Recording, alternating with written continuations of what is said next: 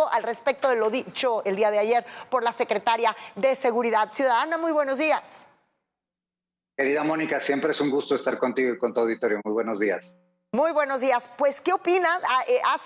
¿Hace sentido con las cifras que están ustedes analizando también? Porque más o menos revisan los mismos periodos. De repente hay un fiel de la balanza ahí que no necesariamente se inclina entre la institución del gobierno federal y las organizaciones civiles que también hacen mediciones. ¿Cuál es tu opinión al respecto de lo dicho ayer? Mira, tú sabes muy bien que todas las administraciones tienden a querer presentar los datos de una manera favorable. En esta administración hemos visto cosas que llaman la atención porque hacen comparativas que no tienen ningún sentido y que no tienen ningún valor metodológico. En el caso específico de lo que nos dice la secretaria, pues con base en los datos oficiales, lo que dice la secretaria no es correcto. Va del no correcto al absolutamente falso. Es cierto que hay una disminución en el mes específicamente si lo comparamos contra el mes anterior, pero la secretaria omite decirnos que de enero a octubre de este año el feminicidio ha crecido más de un 4%. Entonces ya de antemano no hay un análisis suficiente, porque que un mes baje un delito no significa absolutamente nada. Lo que tenemos que analizar es cómo está el comportamiento, y hay que decir que tenemos un 4% más de víctimas respecto al año pasado, respecto a las tasas de incidencia del año pasado, a pesar de que el año pasado fue el año con más feminicidios de la historia. Entonces, este 2021 va a rebasar por mucho al 2020 en términos de las víctimas relacionadas con delitos de género. Pero también omitió decir que la violación ha aumentado casi un 30% a nivel nacional y que la violencia familiar también anda rondando entre el 20 y el 30%. Entonces, los delitos en donde la mujer es más vulnerable son delitos que no se están analizando. Tú y yo en lo particular hemos platicado muchas veces, por ejemplo, de todos los intentos de feminicidio que tampoco se registran adecuadamente y que deberían de estar dentro de una estadística propia porque son una cara de la violencia. Vamos a pensar, tú que has sido tan sensible, por ejemplo, con los temas del uso del ácido, pues hoy, por ejemplo, esos no están registrados en ningún lado porque no es un feminicidio, no hay la pérdida de vida de la persona, aunque en los hechos la vida de esa persona nunca vuelva a ser la misma y quede absolutamente trastocada. Claro. Entonces, creo que hay un análisis muy parcial de los datos. A nivel nacional, es cierto que el homicidio doloso tiene una disminución de aproximadamente el 3% si comparamos los primeros 10 meses de este año contra los del año anterior, pero la verdad es que 2021 ya se perfila para ser el tercer peor año en materia de violencia en la historia. Y si nosotros comparamos los primeros 35 meses de esta administración con los últimos 35 de Peña, tenemos 16% más de homicidios. Si comparamos estos 35 meses con los primeros 35 de Peña, tenemos 60% más de homicidios.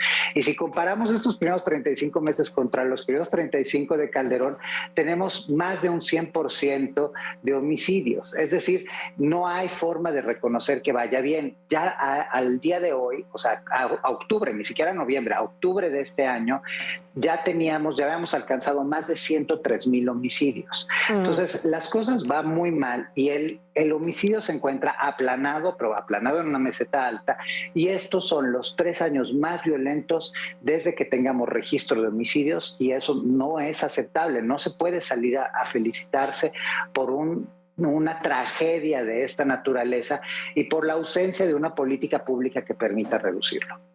Entonces, ¿cuándo presentan ustedes el siguiente reporte? Porque me parece que es pronto, ¿no?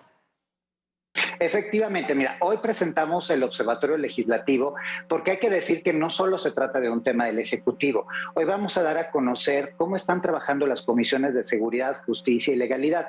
En particular, y regresando al tema de delitos contra la mujer, hay una comisión especial en algunos, en el Legislativo, que atiende los temas de violencia contra la mujer. Entonces vamos a estar presentando quiénes la componen, cómo votan, si asisten o no asisten, la calidad de la votación, si las propuestas son propuestas pertinentes.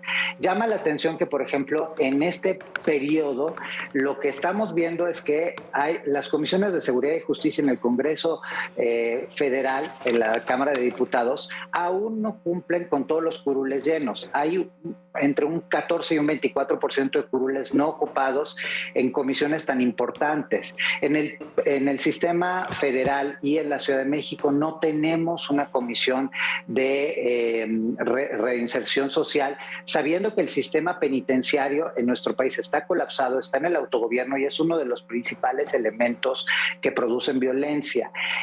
No en todos los legislativos tenemos una comisión contra las mujeres, aunque hay un dato positivo que sí quiero decir. Tanto las comisiones de derechos humanos como las comisiones que sí atienden el tema de violencia contra las mujeres tienen un 80% de integrantes, comprobado experiencia y comprobado trabajo hecho en favor de las mujeres, lo que nos parece muy, muy positivo. Eso ya es una buenísima noticia, sí. Esa es una buenísima noticia que deberíamos replicar, cosa que no tenemos en las otras comisiones, en donde, entre otras cosas, la paridad de género tampoco se está manifestando. Tenemos en las de Seguridad y Justicia que están prácticamente dominadas por los hombres. En derechos humanos y delitos contra la mujer son prácticamente puras mujeres. Pero es importante decir, vamos a estar monitoreando el legislativo porque no podemos considerar que solo desde el Ejecutivo se va a resolver. Y para contestar la última pregunta que me hiciste, hacia finales de mes estaremos presentando no solo los datos específicos de incidencia delictiva, sino analizando los 3 años de esta administración desde el punto de vista de la coherencia de políticas públicas y de los resultados de las políticas públicas. Muy Entonces, interesante, sobre todo a final de año. Estaremos presentando este documento. Efectivamente. Hoy los invito a las 11 que nos sigan. Va a estar en línea la presentación y sería muy importante que vean porque, insisto, los congresos nos cuestan centenares de miles de millones de pesos por año y no sabemos para qué nos sirven.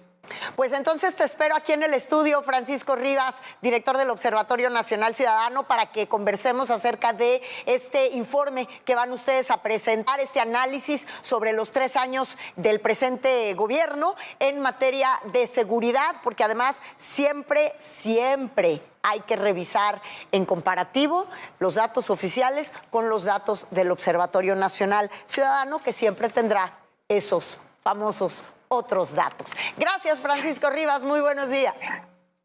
Muy buenos días a todos. Gracias, Mónica.